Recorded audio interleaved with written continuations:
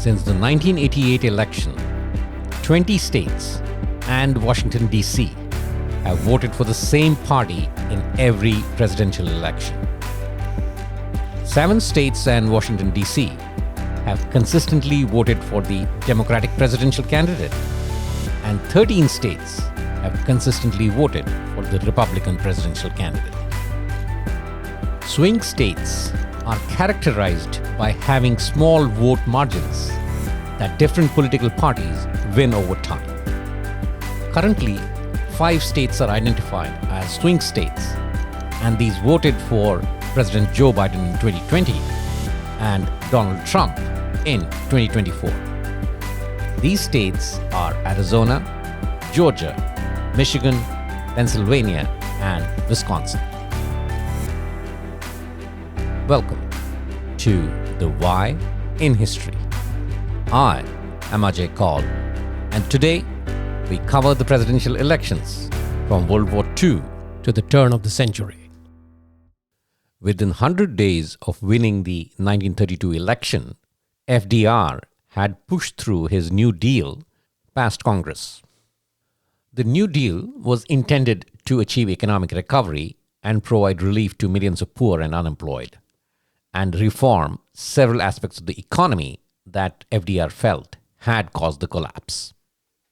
The Democrats had continued to consolidate their gains, and in 1935, FDR introduced a second New Deal that included the Social Security Act and the Work Progress Administration, and the Democrats in Congress passed a major tax revision that raised taxes for persons with large incomes and for large corporations.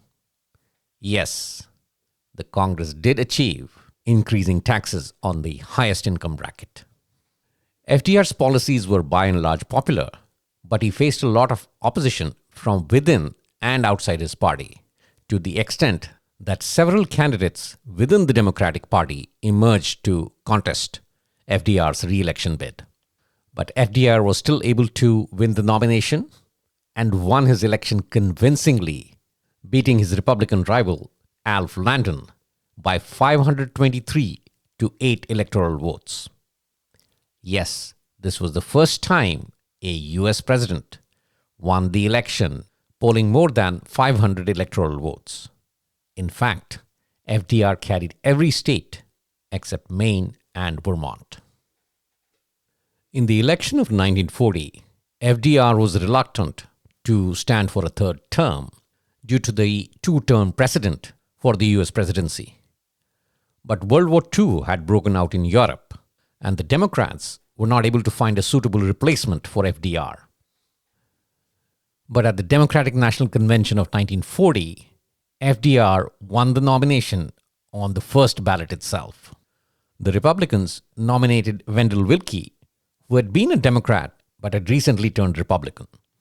The most interesting part of the 1940 presidential contest was that there was hardly any difference between the two candidates on the various issues, from participation in World War II to the domestic policies. The Republican candidate Willkie declared himself in favor of retaining the New Deal, promising only to make it more efficient. The voters, by and large, were concerned about a third term for the president, but they were reluctant for any change during an international crisis. FDR romped home with a margin of 449 electoral votes to 82. While the voters were hesitant to grant a third term to FDR, in 1944, there was absolutely no hesitancy with respect to a fourth term for FDR, because the country was in the middle of an international crisis. Since World War II was gradually moving towards conclusion, FDR's primary platform was the post-war activity, mainly creation of the United Nations and seeing the war through to its conclusion. Interestingly, though FDR won his nomination without any issues, there was opposition towards renominating his VP, Henry Wallace.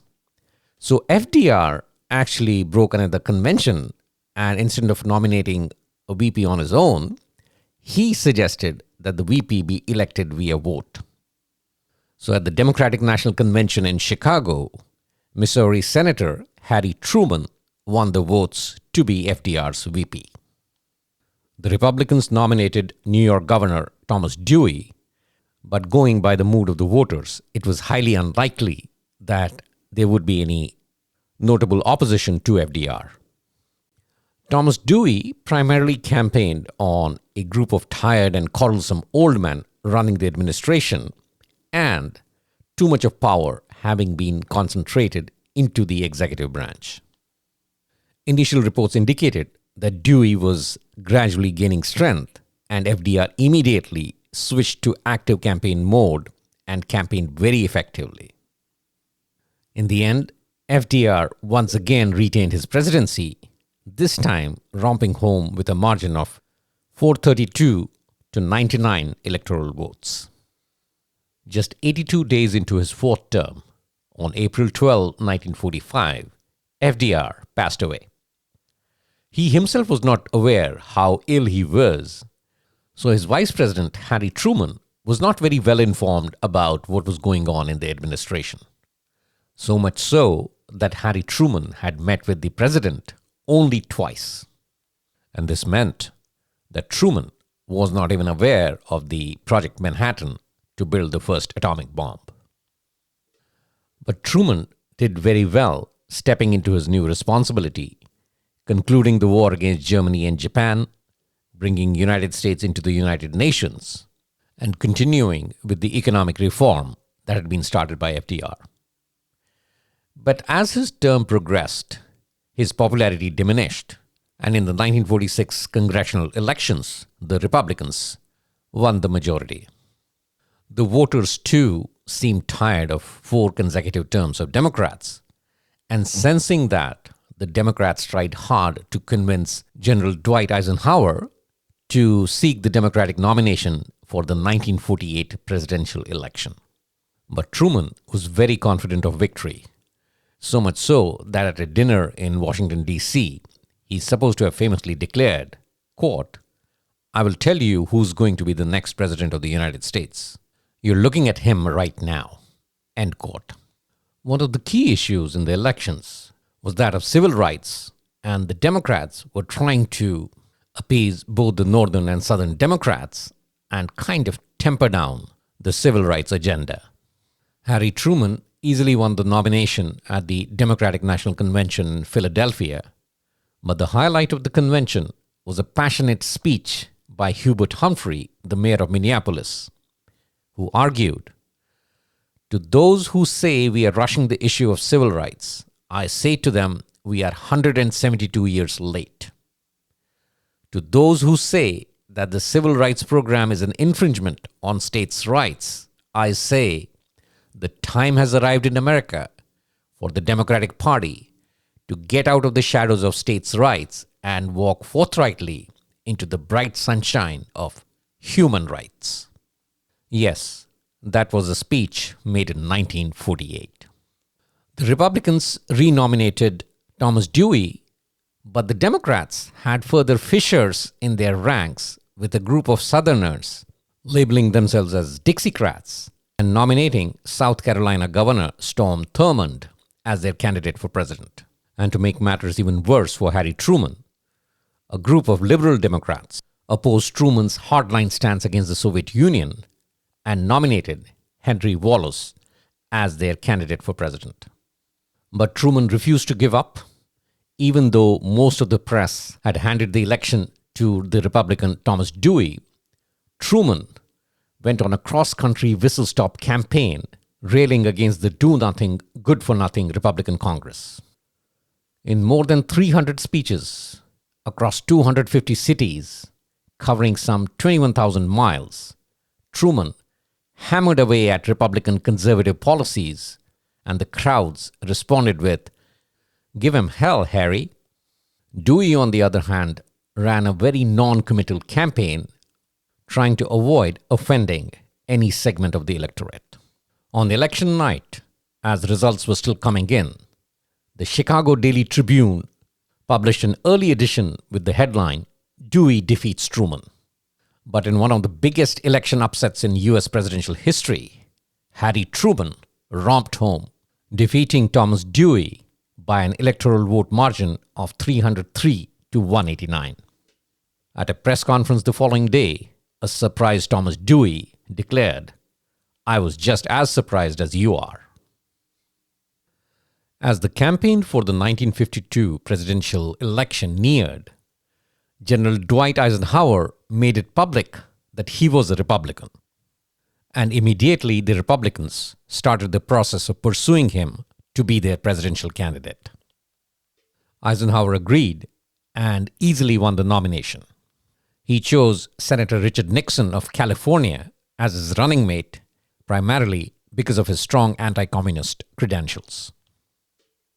The Republicans pledged to end the Korean War and support the Taft-Hartley Act, which restricted the activities of labor unions. The Democrats were in a state of disarray on the topic of support for civil rights. Delegates from the northern states were in support, whereas those from the southern states opposed it. Illinois Governor Adlai Stevenson won the nomination and pledged to repeal the Taft-Hartley Act and continue the policies of Harry Truman and FDR.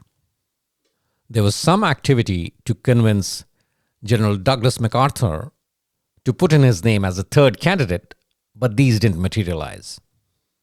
Ultimately, Dwight Eisenhower was able to romp home with an electoral vote majority of 442 to 89. One of the dramatic moments from this campaign, though, was a report by the New York Post alleging that Richard Nixon had a secret slush fund. Eisenhower asked Nixon to come out clean, and in September of 1952, Nixon went on television and delivered what's called the checker speech. He acknowledged the existence of the fund, but denied that it had been used improperly, and ending the speech with admitting that he had accepted one political gift, a Cocker Spaniel for his 6-year-old daughter, and they had named him Checkers. And regardless of what people said about it, they were going to keep it. Surprisingly, the public responded favorably to that speech. Dwight Eisenhower had been in ill health as the campaign for the 1956 presidential election started. But he confirmed his participation, and the Democrats tried their best to exploit this to their advantage. There were some concerns among the Republicans with respect to the nomination of Richard Nixon as the VP, but ultimately the Eisenhower-Nixon ticket won the nomination. On the Democratic front, former President Harry Truman put his support behind New York Governor Averell Harriman, stating that if Adlai Stevenson reran, he would not carry more than 9 states. Still, Adlai Stevenson won the nomination and went on to carry not 9, but only 7 states. And one of the reasons for his loss was that he seemed to engage in a debate more with the VP Richard Nixon than the presidential candidate Eisenhower. With more than 3/5 of the country's newspapers endorsing Dwight Eisenhower, Eisenhower won the presidency 457 electoral votes to 73. For the election of 1960, there was little doubt that the Republican candidate was going to be Richard Nixon. The Democrats, though, witnessed a tight race to the finish between Senators John F. Kennedy of Massachusetts and Hubert Humphrey of Minnesota. Once he won the nomination, the primary issue around JFK seemed to be that he was a Roman Catholic. Why? Because there was fear that he would act on the direction of the Pope and not in the best interests of the country. And yes, the United States had not elected a Roman Catholic president so far.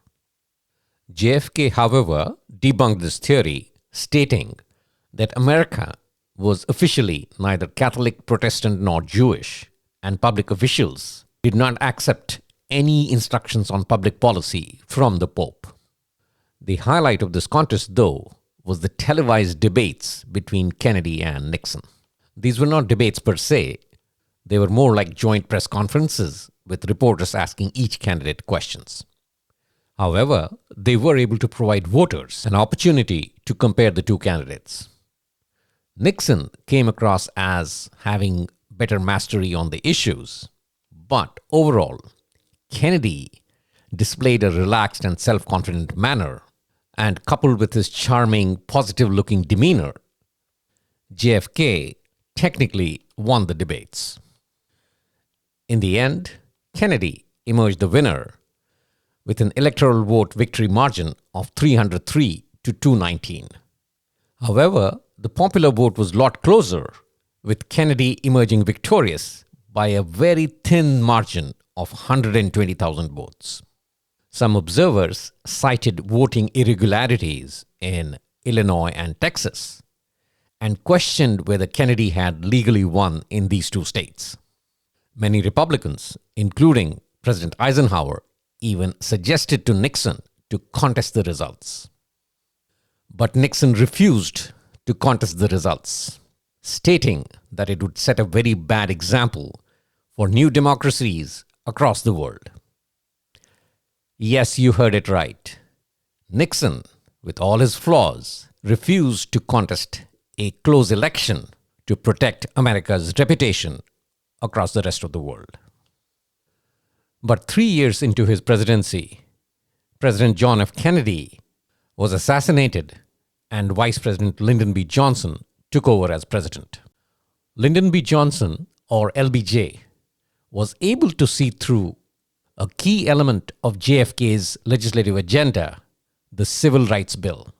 In July of 1964, before the election, the Civil Rights Act of 1964 was signed into law to end discrimination based on race, color, religion, or national origin. It was a huge win for America, but would end up being a massive loss for the Democrats. Why? The Democrats had been dominating what had been known as the Solid South, and with the passage of the Civil Rights Bill, the southern states started leaning Republican. The Republicans nominated Arizona Senator Barry Goldwater as their 1964 presidential candidate, whereas LBJ easily won the nomination of his party for the presidency. The 1964 presidential election campaign saw one of the most powerful advertisements in presidential election history, which showed a little girl in a field picking flower petals. As she counts up, a countdown begins that leads to a nuclear mushroom cloud, which was an allusion to Barry Goldwater's past statements that nuclear bombs may be used tactically in Vietnam. The mushroom cloud was then followed by LBJ's voice saying that these are the stakes in the election. The ad ran only once, but was able to influence a lot of the voters that Barry Goldwater was too extreme for the presidency. LBJ won the presidency 486 electoral votes to Barry Goldwater's 52. In the 1968 election, the Vietnam War became a hot topic, and the fissure was visible in the Democratic Party itself when Minnesota Democratic Senator Eugene McCarthy challenged LBJ for the candidacy. Now, prior to the election of 1952, the two-term limit of the US president was more of an honor system, a precedent that had been set by George Washington. But once FDR had become president for 4 terms, due to various reasons, in 1951, the 22nd Amendment to the US Constitution was passed during Harry Truman's presidency. And according to the 22nd Amendment, no person shall be elected to the office of the president more than twice, and no person who has held the office of president or acted as president for more than 2 years of a term to which some other person was elected president shall be elected to the office of the president more than once. So if a vice president becomes president due to the death or other circumstances of the elected president for more than 2 years, then they would be eligible for re-election only once. And that was the case with Harry Truman, who ended up being president for 3 years after FDR passed away. But in case of LBJ, he ended up being president for only 1 year after JFK was assassinated, so LBJ was eligible for 2 re-election terms. But in 1968, opposition was mounting within his own party for his bid for a 3rd presidential term. And as the election season progressed, more Democratic candidates joined the fray, notably JFK's younger brother, Robert F. Kennedy, also known as Bobby Kennedy. But on March 31, 1968, LBJ stunned the nation by announcing that he would not seek re-election.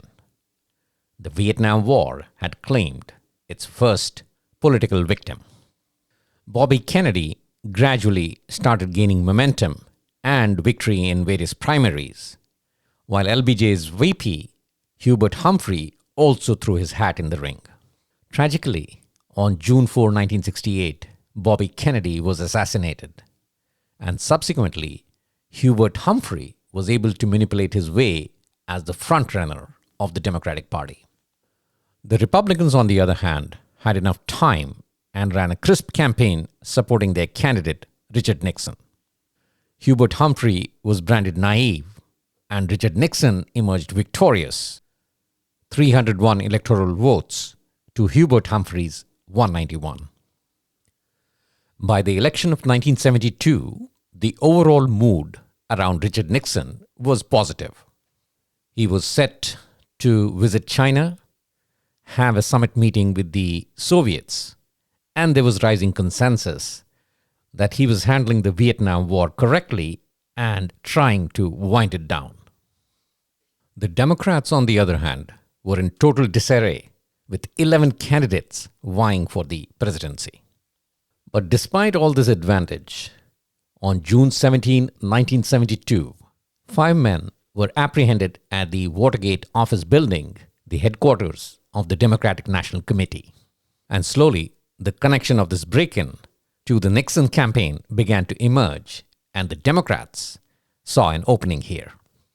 The Democrats rallied around South Dakota Senator George McGovern for the presidency, but there was high drama with respect to identifying his VP candidate. McGovern wanted Ted Kennedy on the ticket, but he refused. And as he started running out of time, McGovern hurriedly settled for a young senator from Missouri, Thomas Eagleton. And he made the announcement without doing any background check, merely relying on Eagleton's assurance that there were no skeletons in his closet. Within 2 weeks, though, news broke out that Eagleton had been hospitalized 3 times in the past 12 years for nervous exhaustion, had received psychiatric care, and twice had been given electroshock treatments. And McGovern took a huge credibility hit that would haunt him for the rest of the campaign when he announced that he was 1,000% behind Eagleton. Eventually, McGovern persuaded Eagleton to withdraw in favor of Sergeant Shriver, Senator Ted Kennedy's brother-in-law. Not surprisingly, Richard Nixon won a landslide, 520 electoral votes to 17, with McGovern carrying only Massachusetts and D.C. On October 10, 1973, just a few months into his new term as president, Richard Nixon's VP, Spiro Agnew, resigned. The reason? The U.S. Department of Justice uncovered widespread evidence of his political corruption, including his practice of accepting bribes during his tenure as U.S. Vice President.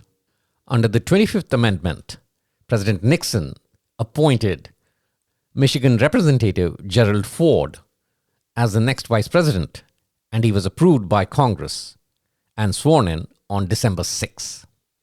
And less than a year later, Gerald Ford became the 38th President of the United States on August 9, 1974, after Nixon resigned following the Watergate scandal. These scandals in Nixon's second term led to the public losing trust in the US presidency. And subsequently, a little-known state senator and one-time governor of Georgia, Jimmy Carter, started planning his presidential bid for the 1976 elections.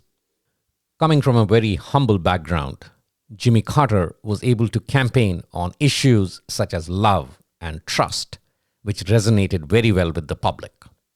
Jimmy Carter also was a new Southerner, and it was expected that he could bring the South back into the Democratic fold. On the Republican side, Gerald Ford faced a tough fight with California Governor Ronald Reagan towards the Republican Party nomination. In the end, Jimmy Carter romped home with a narrow electoral vote majority of 297 to Gerald Ford's 240. One-time movie star and former governor of California, Ronald Reagan, finally got his shot at the presidency in 1980 after having tried unsuccessfully since 1968. But the race to the nomination involved a tough fight with George H.W. Bush, who declared that Reagan would need to practice voodoo economics in order to increase federal revenue by lowering taxes. Bush eventually abandoned his campaign, and subsequently Reagan picked him as his running mate. The economy had not been able to recover since the oil shock, and as a result, the opinion polls were showing Jimmy Carter not doing too well with the voters. So the Democrats were looking for alternatives, and Senator Ted Kennedy of Massachusetts obliged in late 1979. But Ted Kennedy's past sowed doubts about his ability to be president, and Jimmy Carter was able to exploit that to full extent to his advantage. Ultimately, Ronald Reagan romped home with a landslide victory of 489 electoral votes to 49 for Carter. And at the age of 69, Reagan became the oldest president-elect in the country's history. In 1984, African-American preacher Reverend Jesse Jackson, who had participated as a young activist in the 1960s civil rights movement, threw in his hat in a crowded Democratic field. But Walter Mondale, Jimmy Carter's VP, emerged as the frontrunner. And Walter Mondale made history by choosing as his running mate Geraldine Ferraro, the first woman selected by a major political party on the presidential ticket. Ferraro was a three-time congresswoman from New York and initially was able to galvanize the campaign. But a month-long controversy over the finances of Ferraro and her husband, who was a New York real estate operator, started derailing the campaign. In one of his campaign speeches, Mondale asserted that the way out of the growing deficit was to raise taxes, and Reagan immediately exploited that, branding Mondale a tax and spend liberal. Reagan's tired and confused performance in his first debate brought some cheer on the Democrat side as they started exploiting his age. But by the second debate, Ronald Reagan was back in command, and Mondale was hoping for a major mistake on Reagan's side, which did not come. In fact, during the second debate, when being asked about being the oldest president in US history, Reagan responded by saying, "I want you to know that I will not make age an issue of this campaign. I'm not going to exploit for political purposes my opponent's youth and inexperience." Reagan romped home with a bigger landslide, 525 to Mondale's 13. This was second only to FDR's 523-8 margin in 1936. Mondale was able to carry only D.C. and Minnesota. In 1988, with Ronald Reagan out of contention, numerous Democrats threw their hat in the ring and came to be collectively known as the Seven Dwarfs. Prominent among them were Senator Joe Biden, Massachusetts Governor Michael Dukakis, Tennessee Senator Al Gore, and Reverend Jesse Jackson. Gary Hart of Colorado, who was initially a frontrunner, had to drop out because of a sex scandal. Joe Biden dropped out of the race after he was caught quoting without credit from the speeches of British Labour Party leader Neil Kinnock. Ultimately, Michael Dukakis won the Democratic Party nomination. On the Republican side, Reagan's VP, George H.W. Bush, suffered from the reputation of a wimp who in 22 years of public life had failed to distinguish himself from anything more than just being a policy executor for someone else. But H.W. Bush was able to get past other contenders like Bob Dole of Kansas, New York Representative Jack Kemp and Reverend Pat Robertson to win the Republican Party nomination. Bush lacked a concrete vision for the future and, realizing that weakness, started focusing on the weakness of his opponent, Michael Dukakis. Dukakis ran a very lackluster campaign, in fact, taking a lot of time before even responding to George Bush's attacks. Dukakis finally woke from his slumber almost 2 weeks before the end of the campaign and was able to draw massive crowds, but that proved to be a little too late. George Bush romped home with a 426 to 111 electoral vote majority. Typically, incumbent presidents face little opposition in securing a renomination. But in 1992, George H.W. Bush faced a stiff competition towards the nomination. In 1988, George H.W. Bush had promised no new taxes, giving his famous Read My Lips pledge. But in 1990, in an attempt to cope with the soaring budget deficit, Bush reneged on that pledge, leading to a massive opposition from within the Republican Party and conservative commentator Pat Buchanan emerging as a frontrunner in the Republican presidential race. Bush ultimately was able to win the nomination, but it exposed a lot of fissures within the Republican Party. On the Democratic side, Arkansas Governor Bill Clinton emerged as the frontrunner, but his campaign was nearly derailed by news of his alleged 12-year affair with an Arkansas woman, Jennifer Flowers. But Clinton followed Grover Cleveland's strategy in 1884 and admitted to the affair. And he went on 60 Minutes, along with his wife Hillary Clinton, admitting to having marital problems. And like Grover Cleveland, the strategy worked, his popularity rebounded, and he earned the nickname Comeback Kid. But with Clinton facing personal scandals, Bush, weakened by a faltering economy, the conditions were ripe for a third-party bid. And in February of 1992, billionaire businessman Ross Perot announced that he would run for president. Polls in May and June of 1992 showed Perot leading both Clinton and Bush. But by July, Clinton was back in front and Perot unexpectedly dropped from the race. In September, though, Perot rejoined the campaign trail. But by now, Clinton was riding high. The Clinton campaign had generated enough excitement among the voters based on the strength of his middle-of-the-road approach, his apparent sympathy for the concerns of ordinary Americans, and his personal warmth. His statement, "I feel your pain," made the voters take notice and send him to the White House with a 370 to 168 electoral vote majority. Notable in his victory was the state of California turning blue for the first time since 1964. By the time of the 1996 election, Bill Clinton's victory was taken for granted based on the strength of the economy. Billionaire Ross Perot re-entered the campaign, but was unable to repeat the success he enjoyed in 1992. Bill Clinton maintained a consistent double-digit lead in the polls over his Republican rival, Bob Dole. Ultimately, Clinton romped home with a 379 to 159 electoral vote majority, and in the process, he became the first Democratic president to win Arizona since 1948. And on that note, we conclude this section of the program. On to the quiz section.